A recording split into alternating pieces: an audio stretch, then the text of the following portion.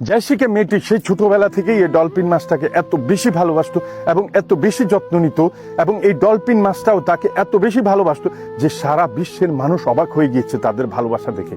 মানুষ দূর দূরান্ত থেকে অনেক টাকা পয়সা খরচ করে তাদের শো দেখতে আসতো। তাদের মধ্যে এই সম্পর্ক একজন একজনকে ছাড়া একটুও থাকতে পারতো না। কিছুদিন আগে এই জেসিকা 4 দিনের জন্য নিউ ইয়র্ক গিয়েছে এবং এই মাছটি ভেবেছে যে তার ভালোবাসা শেষ। জেসিকা মনে হয় একদমই চলে গেছে, একবারেই চলে গেছে। এরপরে 4 দিন পরে যখন ফিরে এসেছে এই মাছটি একটা শোর মধ্যেই এই ভালোবাসার মানুষটাকে খেয়ে ফেলেছে, ধ্বংস করে দিয়েছে। এর মানে বুঝেছেন? আসলে সত্যিকারের ভালোবাসা বলতে কিছুই নেই। প্রেম ভালোবাসা আসলে পৃথিবীতে সত্যিকারের ভালোবাসা কিছুই নেই।